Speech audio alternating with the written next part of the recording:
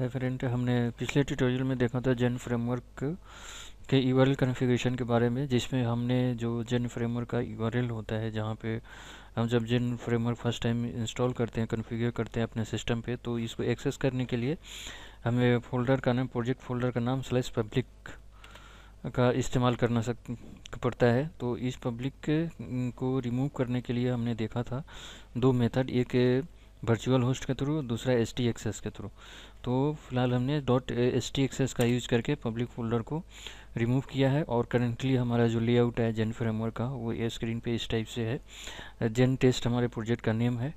तो अभी हम इस ट्यूटोरियल में हम देखेंगे जेन के प्रोजेक्ट लेआउट कॉन्फ़िगरेशन के बारे में। लेआउट मीन्स जस्ट हमारा जो प्रोजेक्ट होता है, सपोज हम एक एडमिन पैनल बना रहे हैं, तो उसमें एक हेडर होता है, फुटर होता है, लेफ्ट मेनू होता है।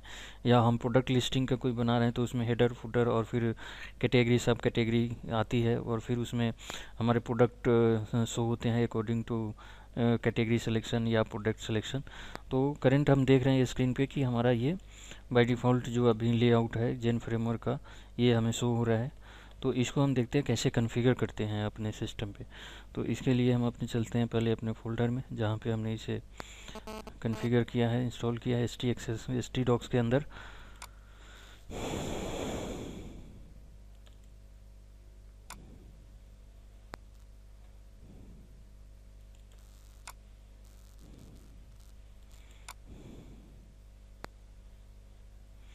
जेन टेस्ट नाम से है। यहाँ पे आप देख सकते हैं कॉन्फ़िगर, डाटा, मॉड्यूल्स, पब्लिक और वेंडर .htxs, ये सब फोल्डर हैं। तो ये जो जेन फ्रेमवर्क का जो फोल्डर स्ट्रक्चर है, उसके के बारे में हम अगले नेक्स्ट ट्यूटोरियल में दिखेंगे। फिलहाल हम कॉन्फ़िगरेशन के बारे में देखते हैं। तो यहाँ पे एक पब्लिक फोल्डर है। इस पब्लिक फोल्डर के अंदर जितने भी हमारे CSS, इमेज और जे क्वेरी वगैरह, जावा स्क्रिप्ट से रिलेटेड जो भी एलिमेंट होती है, इमेज होती है, उसको हम रखते हैं। और हमारा जो लेआउट होता है वो मॉड्यूल के अंदर होता है। मॉड्यूल्स के अंदर हम जब जाएंगे, तो यहाँ पे हमें एक एप्लीकेशन देखने को मिली। इस एप्लीकेशन के जब व्यू में जाएंगे हम, तो इस व्यू के अंदर लेआउट नाम का फोल्डर है। इस लेआउट के अंदर जो by default layout .phTML extension होता है, उसके में है ये। तो इसको हम पहले ओपन करते हैं।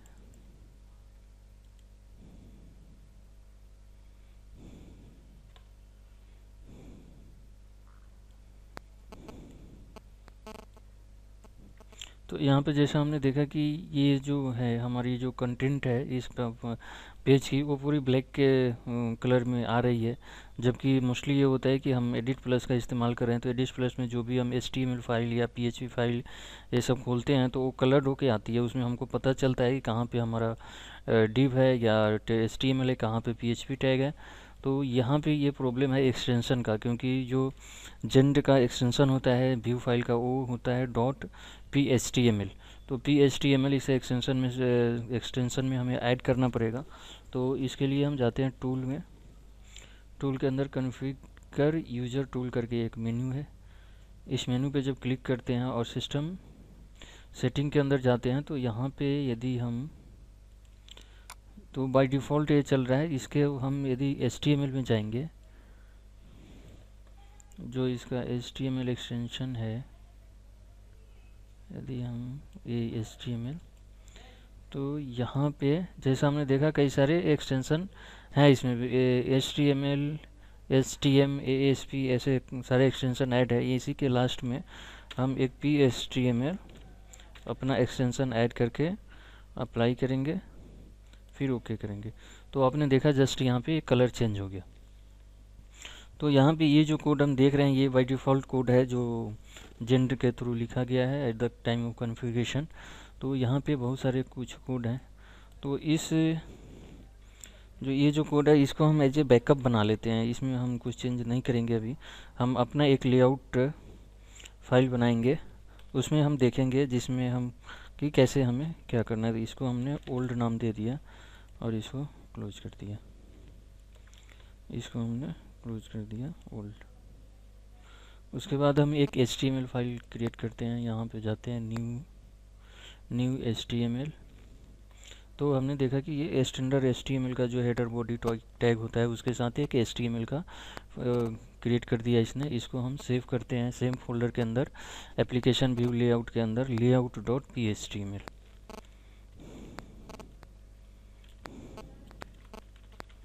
layout.phtml।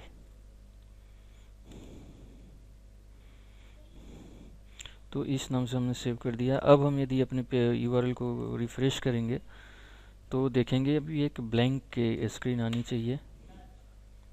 ये ब्लैंक आ गई क्योंकि हमने उसके अंदर अभी कुछ लिखा नहीं है, इंक्लूड नहीं किया है। तो अभी जो हम एक लेआउट कॉन्फ़िगर करेंगे उसके अंदर एक हेडर होगा, एक फुटर होगा, एक लेफ्ट मेनू होगा और एक कंटेंट होंगी जहाँ पे सारी कंटेंट आएगी। तो इसके लिए हम पहले एक टेबल बनाते हैं, टेबल फॉर्मेट में हम लेते हैं, क्योंकि बाय डिफ़ॉल्ट तो जो हमें यूज़र हमारे डिज़ाइनर जो डिज़ाइन करके देते हैं टेम्पलेट, उसको कॉन्फ़िगर करते हैं। लेकिन यहाँ हम एज ए टेस्ट एग्जांपल देख रहे हैं तो हम टेबल पे ही, टेबल के टैग के थ्रू ही इसे चेक कर देखते हैं। हमने एक टेबल क्रिएट किया जिसमें एक फर्स्ट रो बनाया हमने। फर्स्ट रो को हमने कर दिया हेडर।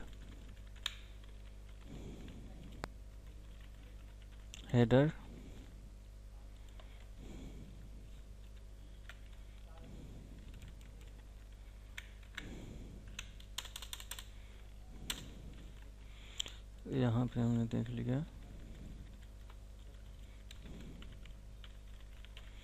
फुटर,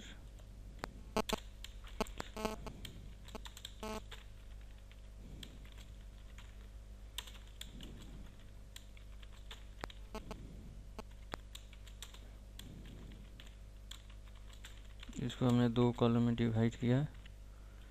एक हो गया लेफ्ट मेनू,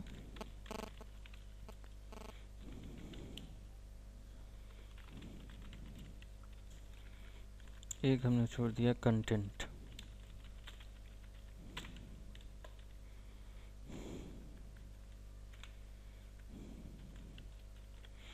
उसके बाद हम रिफ्रेश करते हैं इसे तो हमने देखा यहाँ पे कुछ स्ट्रक्चर पता नहीं चल रहा है, तो इसलिए इसको पहले हम इसको बॉर्डर असाइन करते हैं टेबल को,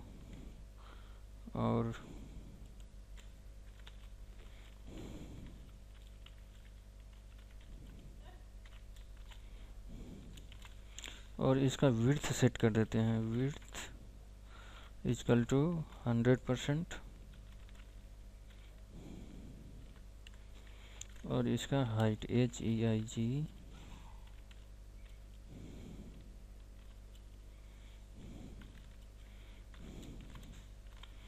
हाइट कर देते हैं 700 पिक्सल।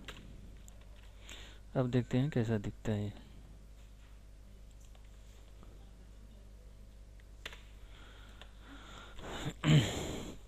तो ये एक स्ट्रक्चर में आया, लेकिन यहाँ पे देख रहे हैं कि वो कॉलम स्पैन की प्रॉब्लम आ रही है, मर्जिंग करना पड़ेगा। तो हमने यहाँ पे जो ऊपर की, क्योंकि बीच वाली जो TD है रो है उसमें दो टेबल कॉलम है, तो इसको पहले वाले को मर्ज कर देते हैं, कॉल स्पैन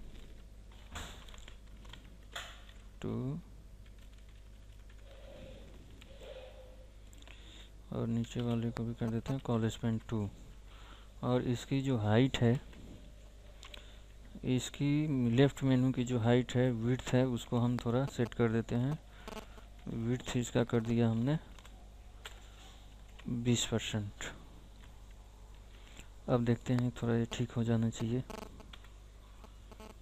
ठीक है, अब इसकी हाइट वगैरह थोड़ा ज़्यादा आ रहे हैं, तो इसको हम देखते हैं कैसे कर CSS के थ्रू कैसे कंट्रोल करते हैं। तो फिलहाल हम इसमें एक CSS फाइल अपना इंक्लूड करेंगे लेआउट के अंदर, ताकि हम CSS में थोड़ी बहुत चेंज करें वहाँ से, तो हमारा यहाँ पर रिफ्लेक्ट हो।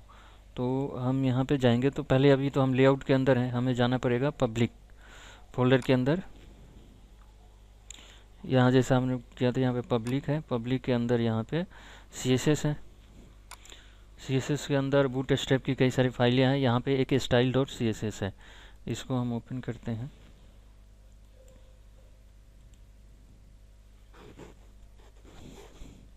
तो यहाँ पे हमने हेडर फुटर नाम से एक CSS पहले से लिख रखा है, जिसको हम वहाँ पे यूज़ करेंगे थोड़े से उसकी हाइट वगैरह सेट करने के लिए।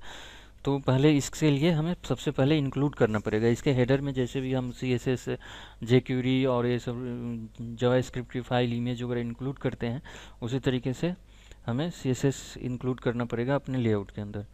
तो यहाँ पे हम जाते हैं इसके हेडर टैग के अंदर। इस हेडर टैग में हमें CSS इंक्लूड करनी है। तो CSS इंक्लूड करने के लिए यहाँ पे एक हेडर लिंक करके फंक्शन होता है, उसके साथ अपेंड ए स्टाइल शीट फंक्शन होता है, इनबिल्ट फंक्शन है इसका जेंट का, जिसके थ्रू हम इसको इंक्लूड करते हैं किसी भी CSS फाइल को। तो हम यहाँ पे लिखते हैं इसको, जैसे हम 1 मिनट के लिए जो इनबिल्ट इसके जो लेआउट थे उसको देखते हैं कि मॉड्यूल एप्लीकेशन व्यू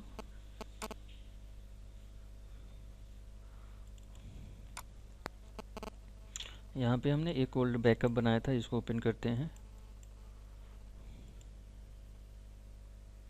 तो यहाँ पे जैसे हमने देखा कि हेडर टाइटल वगैरह डालने के लिए हेडर टाइटल होते हैं, हेडर मेटा टैग जो होते हैं उसके लिए ये मेटा टैग करके फंक्शन होता है। यहीं पे है हेडर लिंक के थ्रू हम अपने CSS फाइल को लिंक कर सकते हैं। हेडर स्क्रिप्ट है, उसके बाद parent file prepend file function है, उसके थ्रू जावास्क्रिप्ट jQuery का इस्तेमाल कर सकते हैं। और उसी के साथ हमारा जो कंटेंट होता है उसके लिए हमारा this_content कंटेंट फंक्शन है। तो इसको हम एक एक करके अभी देखते हैं कैसे कर सकते हैं। यदि हम इस फंक्शन को इस्तेमाल नहीं करना चाहते हैं तो हम डायरेक्ट जो नॉर्मल HTML में लिखी जाती है इनलाइन CSS src/base path के थ्रू हम इंक्लूड कर सकते हैं। तो हम इस फंक्शन का इस्तेमाल करते हैं, इसके थ्रू हम इंक्लूड करेंगे। तो जो हमने नया बनाया है वो है हमारा layout.php। इसके अंदर हम लिखते हैं इको यहाँ पे हो गया this/header link HEADER header link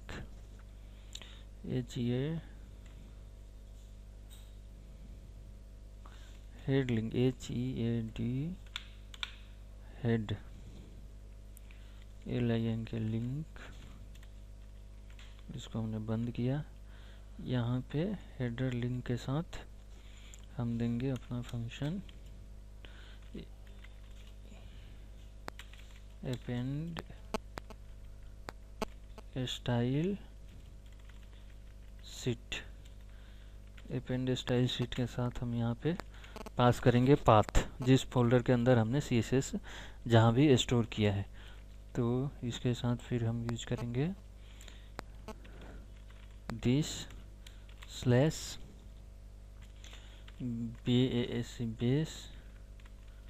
path हमारा फंक्शन होता है, जिसके थ्रू हमारा जो एप्लीकेशन का बेस पाथ है जो कॉन्फ़िगर करते हैं हम उसको हम एक्सेस करते हैं।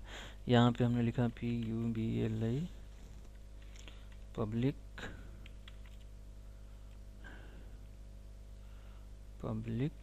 Under CSS/style.css।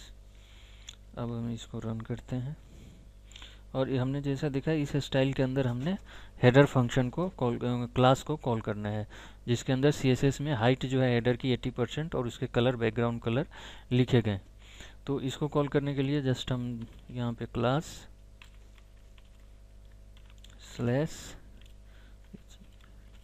/header। अब हम इसको रिफ्रेश करते हैं, देखते हैं क्या होता है।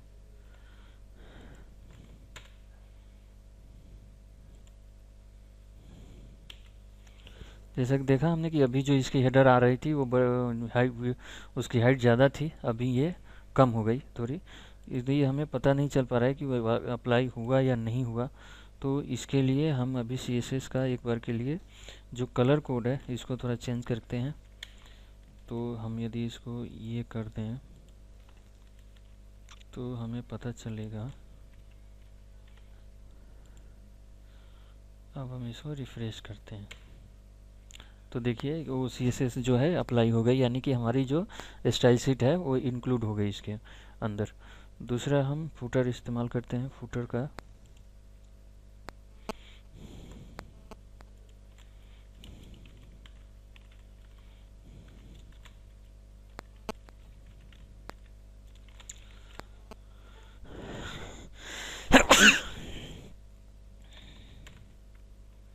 तो यहाँ फुटर भी इंक्लूड हो गया। अब हमारे पास हेडर, फुटर और लेफ्ट मेनू और कंटेंटर है।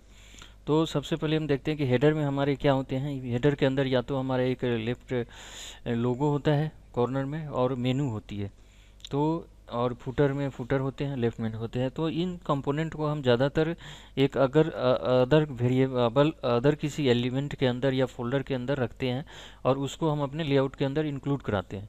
तो जस्ट उसी तरीके से हमने यहाँ पे एक एलिमेंट फोल्डर बनाया है। इस फोल्डर के अंदर हमने एक हेडर डॉट PHTML नाम से फाइल बनाई है,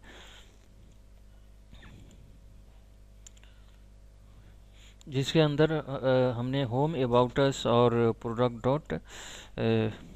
प्रोडक्ट करके 3 मेनू बनाया है हमने। और इसी के अंदर हमने एक इसको हमें इंक्लूड करना है उसके अंदर हेडर के लिए। तो हेडर को, किसी भी हेडर फाइल को या अदर फाइल को इंक्लूड करने के लिए हमें जो फंक्शन का यूज़ करना होता है वो होता है this_render। ये फंक्शन है जिसके थ्रू हम कोई भी एलिमेंट हेडर फाइल को या किसी भी फाइल को अपने लेआउट के अंदर कहीं भी इंक्लूड करा सकते हैं किसी भी फोल्डर से। इसके लिए जो फंक्शन है वो होता है this_, पॉइंटर दिस RENDER, इसको हम कॉल करते हैं इसे, और यहाँ पे उसका पाथ सेट करेंगे ELEMENT element slash header dot PHTML। अब फ्रेश करते हैं हम इसको।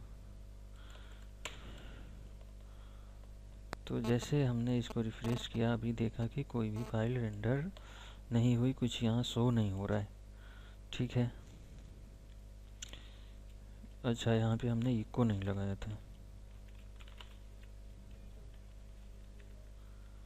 इको नहीं लगाया था, प्लस यहाँ कॉमा छोटा हुआ है।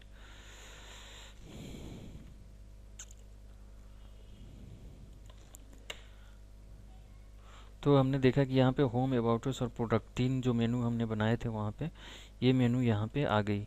इसको भी हम चाहें तो थोड़ा सा सही लगने के लिए इसका विड्थ जो है विड्थ DTH विड्थ 100% कर देते हैं।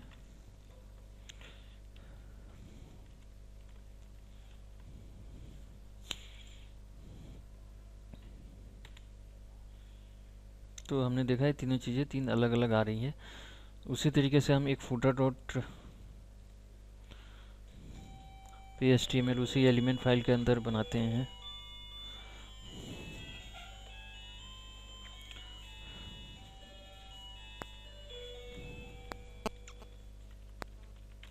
फुटर डॉट PHTML फाइल बनाते हैं।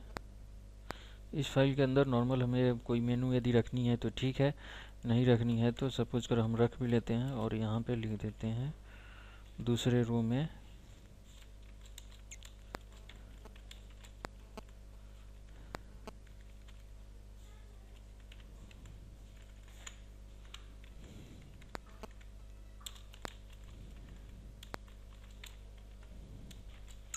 जैसा कॉपीराइट वगैरह का या फुटर में बहुत सारे प्राइवेट लिमिटेड कंपनी के नाम लिखते हैं, तो उस टाइप से हम यहाँ पे डाल करके जो भी हमारी रिक्वायर्ड होगी फुटर के लिए उसको हम डाल के और इसको फाइल को इंक्लूड करा सकते हैं यहाँ पे फुटर के अंदर। इसको हम कॉपी पेस्ट करते हैं यहाँ से।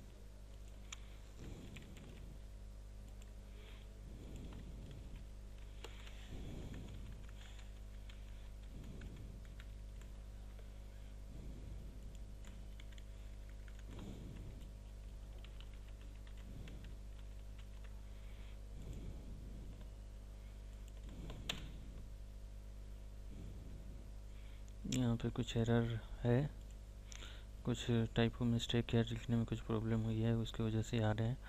तो हम इसको देखते हैं रेंडर एलिमेंट के अंदर फुटर डॉट PHTML फुटर। अब ये जो है फुटर सेव कहाँ हुई ये भी देखना पड़ेगा। हेडर इसमें हुआ ही नहीं, यानी कि फाइल नॉट फाउंड हो रही थी।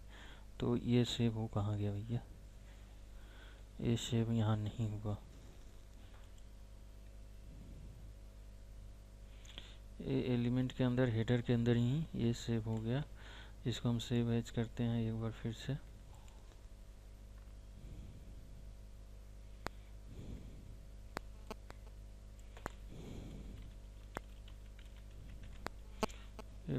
footer डॉट PHTML, इसको हमने सेव किया। अब देखते हैं इस फोल्डर के अंदर सेव आया या नहीं आया। इस एलिमेंट फोल्डर के अंदर ये आ गया, footer डॉट PHTML। अब रिफ्रेश करते हैं तो हमने जैसा देखा कि यहाँ पे फुटर के अंदर प्राइवेट लिमिटेड जो भी हम डालेंगे आ जाएगा। ये ऊपर भी इसीलिए हेडर में आ गया क्योंकि पहली बार जब हमने फाइल सेव की थी तो उस समय हेडर फाइल के अंदर ही था, टाइप हो गया था और वहीं सेव हो गया था। इसको हम यहाँ से हटा देते हैं।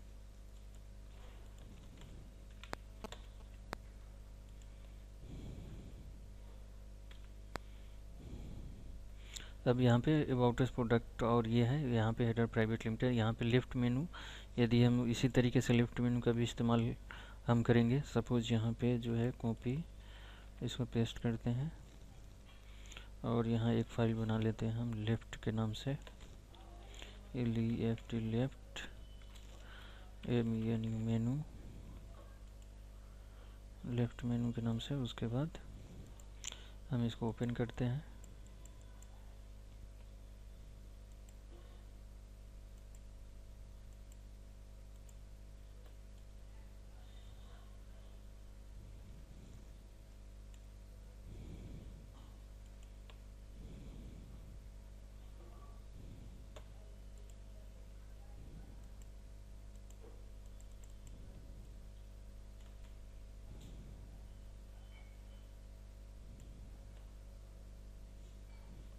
लेफ्ट मेनू के नाम से है, इसको हम कर देते हैं यहाँ पे सपोज कैटेगरी।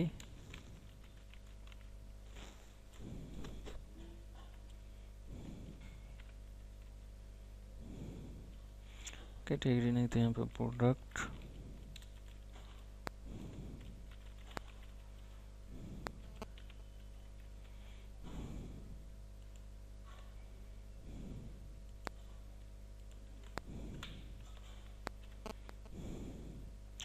और सेम टू सेम यहाँ पे हम इसे इंक्लूड करा देते हैं लेफ्ट के अंदर।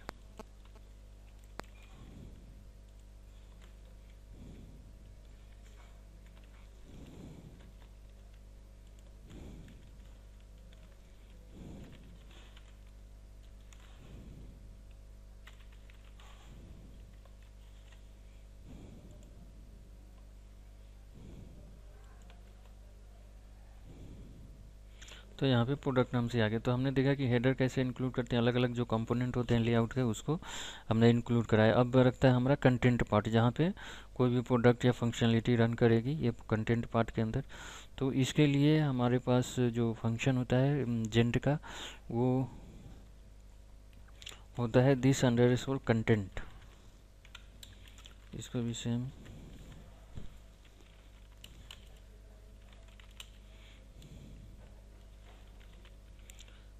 this underscore content कंटेंट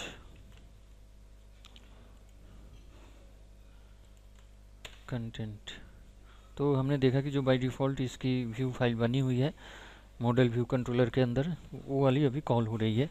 तो according to module, according to functionality, हम जो भी व्यू फाइल क्रिएट करेंगे वो हमारी यहाँ पे आएगी बीच वाले सेंटर में, या ऊपर में हेडर आएंगे, यहाँ पे लेफ्ट मेनू आएगी और यहाँ पे फुटर आएगा।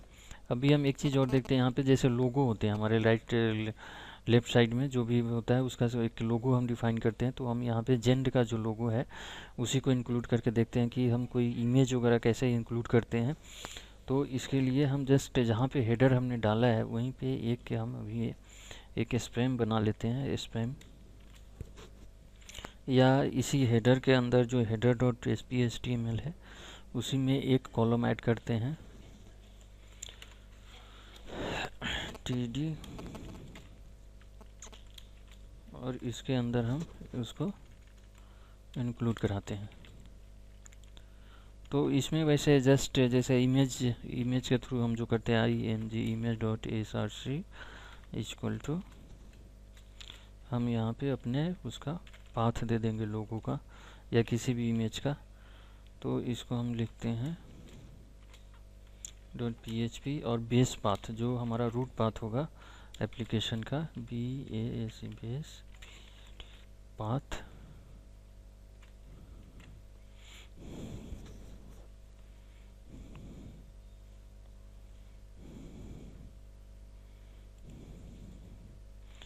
बेस पाथ स्लैश हमारा जो पब्लिक इमेज के अंदर जो हमारा इमेज है उसको हम डालेंगे पब्लिक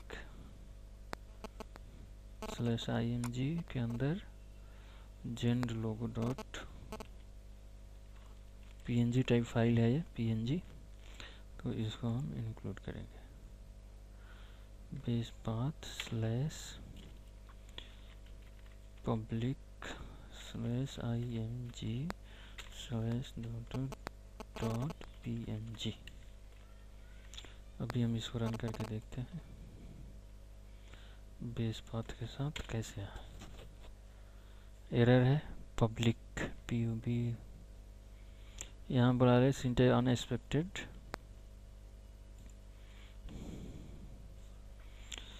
यहाँ पे बेस पाथ स्लैश पब्लिक, यहाँ इको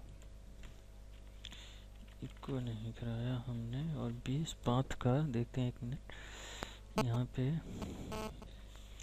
कोई इमेज है जिसको इसने कराया है बेस पाथ। यहाँ पे एक गलती हुई हमसे कि बेस पाथ जो भी पाथ हमें डालना है वो बेस पाथ के अंदर लिखना चाहिए था, यानी कि जो भी हम पाथ देंगे उसका अपने लोगों का या किसी भी इमेज का, तो बेस पाथ के अंदर सिंगल कोट में हमें यहाँ इसको डालना है।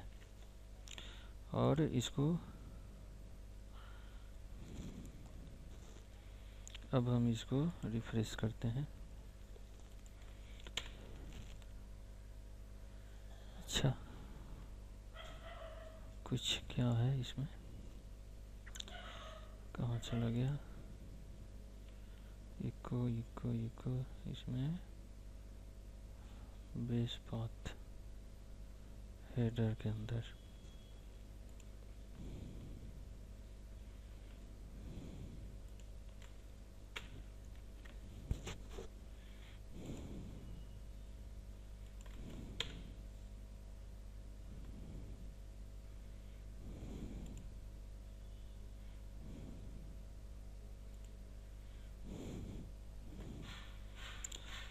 .png बेस पाथ में .php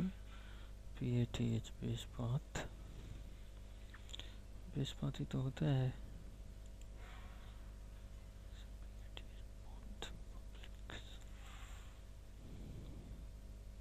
यहाँ पे PHP बंद नहीं हो रहा, हमने यहाँ पे तो ओपन किया, यहाँ टैग किया, तो इसको हमें ये बंद हो गया, उसके बाद हमें इसको बंद करना था।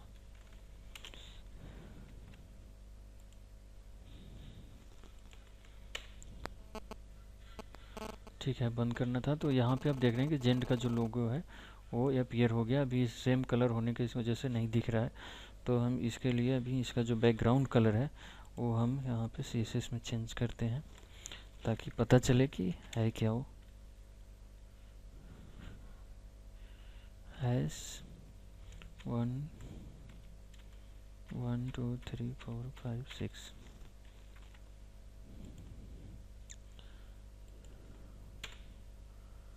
अब हमने जैसे बैकग्राउंड कलर वाइट कर दिया, तो यहाँ पे देख सकते हैं लोगो आ गया, होम, अबाउट अस, प्रोडक्ट। यहाँ एक लेफ्ट मेनू में एक प्रोडक्ट नाम का हमने वो डाल दिया लेफ्ट मेनू, और यहाँ पे हमने फुटर सेट कर दिया। ये हमारे बीच का कंटेंट है। तो ये हमारा पार्ट था लेआउट कॉन्फ़िगरेशन का, जिसमें हम कैसे एक बेसिक लेआउट जेन फ्रेमवर्क का कॉन्फ़िगर करेंगे उसके बारे में नेक्स्ट ट्यूटोरियल में हम जेन फ्रेमवर्क में कैसे जावा स्क्रिप्ट और jQuery वगैरह फाइल को कैसे इंक्लूड करेंगे, कैसे वैलिडेशन वगैरह लगाएंगे, उसके बारे में जानेंगे, और उसके फोल्डर स्ट्रक्चर के बारे में हम जानेंगे। तब तक के लिए धन्यवाद। यदि आपको यह वीडियो ट्यूटोरियल अच्छा लगता है, ये आपके लिए यूजफुल है, तो प्लीज़ शेयर और कमेंट कीजिए ताकि हमें मोटिवेशन मिले कि हम और भी ज़्यादा से ज़्यादा वीडियो बना सकें। थैंक यू, धन्यवाद।